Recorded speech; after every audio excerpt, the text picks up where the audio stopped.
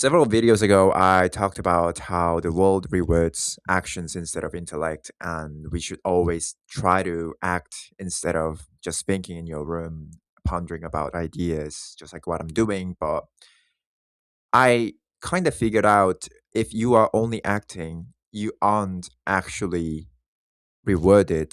Like if you're just keep fulfill like how do I say like filling your life with emerging yourself into actions and again or like actions after actions after actions, you just keep on going and grinding your life. But what are you gaining? Like what are the actual rewards? Because it might seem in like in third perspective, you might seem like that person who's always grinding, who's always doing something is gaining more than the person who's thinking, who's not actually taking into actions because he's scared of the result or his contradictions or anything that has to do with the reality. But the problem here that relies on, raises against like a question raises again: are they actually getting rewarded? Like, are they're individuals? Because since they are not thinking, they just act after act like with mindlessly. You're kind of like like voided at that point. You aren't actually gaining something out if you are constantly losing yourself into actions. Although I also claim that that actually could be the best way to kind of be in a flow state and not really thinking about anything else, just like being actually you, just trying to if you are playing piano, you just try to play the codes the best way possible. You don't think about anything else. If when you're studying, you just try to understand the subject and understand the topic. And like when you're doing your own research, you try to understand the topic. You try to go deeper, like and keep questioning things, keep asking things about like, but what if that way? Like what are this? So what are this? So like so that at the end you have to have some kind of like a map inside you, inside your head, like a mini map that kind of tells you, so you started from this one idea and you can kind of like circulate around. But like so the dilemma's still there. We didn't solve the problem yet. It's just another way of detaching yourself.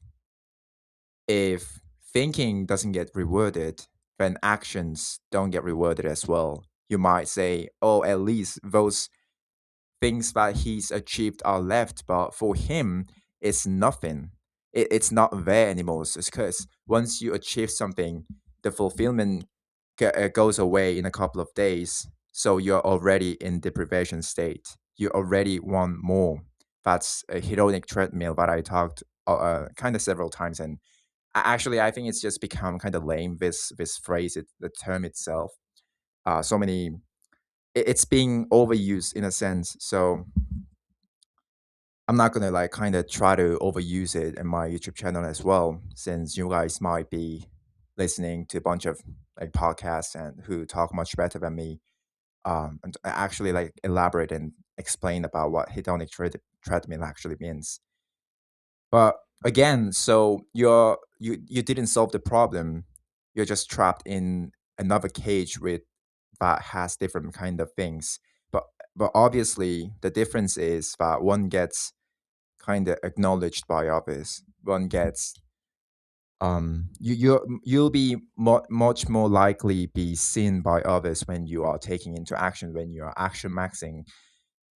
Lately I watched these reels about retard maxing. Like I'm not being satire, like it's actually it says retard maxing, and it's not like might be just a goofy internet slang, but I really like the idea of just stop thinking like this. Okay, I don't like saying these words, but like retards, these retards never think, in the first place. They never overthink or they never think about their consequences. They more likely just do it, feel how like genuinely just like feel how it feels like doing it, and if they like it, they just keep them going. And I think this is so phenomenal, and it's actually like one of the best ways to get better at that one thing. You don't. when you're choosing your career or something that you're just like thinking about whether you're gonna like your what you want to study or not, like whether you actually fit in to the job that you kind of want to choose, then the best way to look at it is not looking at the what other people show, like what it shows in the shallow like surface level, just like how us humans are so different in minds compared to how we look like. Works like, especially when it comes to careers, you must like the process of doing that work instead of how it seems. Like obviously at in the first glance, like you need to find something that looks like seems and sounds good for you, like that fits with you and with your nature. But at the end, if you don't like the process, like if you actually try to do the work and you feel it, you feel actually like experience how it feels like doing, I'm sorry, doing that work, and you don't like it, then like that's 99% of your time, like what you're gonna be spending, the time that you'll be spending for the next like 99% of the time when you're working on that thing, because like that's the reality, that's the actual work. So the same goes with so that for that reason, because we always, another quote that I heard that I want to also like talk about is like tell you guys is that when the reason why most people procrastinate or tries to avoid the work or like not even like very afraid of giving it a try is that you think about the result, the bad result, and the process that it takes, the willpower that it takes. Like you keep procrastinating this one particular work or homework or task that you need to do, but you keep procrastinating because you don't think about the result or the good result, or at least any kind of results, but you focus on the ways, like the things that you need to do, like you need to sit on the desk and like pull up the desk, I mean the iPad or like your notebook, and like grab a pen and like actually pay attention for like this amount of time in order to just like understand that part of like this one particular part of the subject. So when you focus and keep pondering about that one, but the process that it'll take, the willpower and the time that you will need to spend in order to do that thing, then that's when you procrastinate. And if you compare yourself, your thoughts when you're trying to do something that you actually enjoy, like I don't know, for me, going to the gym or playing video games sometimes, or reading book, or just studying about research, doing my research about the things that I'm genuinely interested about then you don't think about the process, since the process is enjoyable. It's not, it doesn't kind of repel. I don't know if that's a good word.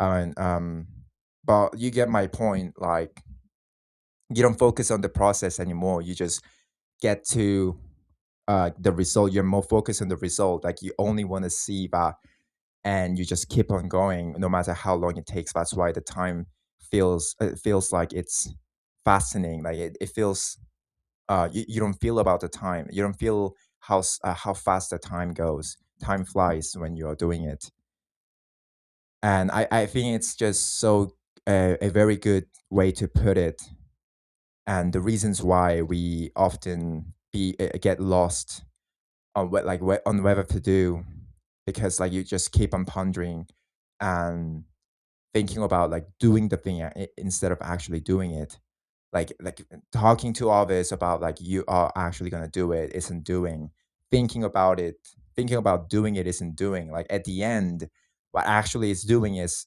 actually doing it. Like that's the only thing that is actually doing.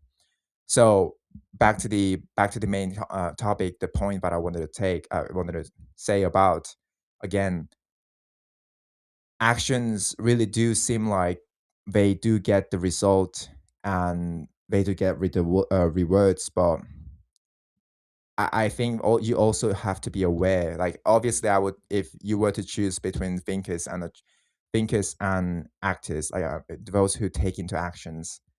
I would obviously go with the latter one, but also be aware that to not fall into the trap of a hedonic treadmill where you keep on progress. You're kind of like addicted to this progressing mode, to the point where you don't even feel fulfillment anymore. You're just always looking for that one thing, and once you achieve it, you're numb to it, and you just forget about it since it's already yours. I got this feeling. I'm so, how do I say, like I get this feeling so like so well, should I say, like I always get this feeling when I'm playing piano, especially. I don't know why. Like it's like before playing that one line, actually knowing how to play that, like memorize and like play it without looking at the notes, without looking at the shit, it feels like like a mountain. Like you fantasize about it, like, oh my god, if I am able to play this part, it'll be so fucking amazing. It looks so difficult to me right now, and it'll be so amazing if I'll ever be able to like play this naturally without even looking at the shit, with a good pace. And once I achieve that pace in a couple of hours, or in a couple of days, or in a couple of weeks, let's say, like if I play this music, I just have this feeling. It's not like monologue thing, You don't actually tell yourself like, if I play this music, my life will be so much better. No, like you just feel it. Like I want this. It's absent. I wanted to talk about like how love has to be absent in order to love something. It has to be absent in your life. You can't love something that's already yours. That's why I think love is also kind of like heavily relies on our biological factors instead of actual genuine love. But I'll talk about it in another video, thoroughly, actually, this time. So, so yeah, what happens is like I had this feeling like if I could play this music, if I could, I don't know, bench 225. Actually, don't bench 225 still, but like anything that you have, you are eager about, like you're obsessed. I want this. You genuinely like feel like you want it, and you keep on like you keep on going. You see the progress, and you feel good about yourself. But at the end, the moment my brain understands, the moment my brain memorizes, it's so crazy how fast it changes, because you don't even realize it. You don't. It's very subconscious. It happens in within 2 hours, within an hour, when I get to memorize it. The before 1 hour me and after 1 hour me, like no, now that I know this like this particular line of my of the music, the whole music, and I know how to play this part, it feels like I don't need it anymore. Like I don't even look at that part of the shit anymore. Like I'm keep on progressing another thing. It's obvious, but it also at the same time, the feeling that I even feel the kind of distant feeling to myself an hour earlier. It feels so different. My brain suddenly shuts down the kind of like a fantasy that I had, like how difficult this is, and like it'll be so hard for me to do it, but like, can I actually do it? All the pondering, all the overthinkings, all the things just fade away instantly, just like that, just because I have it. So I kind of digressed. I kind of side parted while talking about how important it is to realize.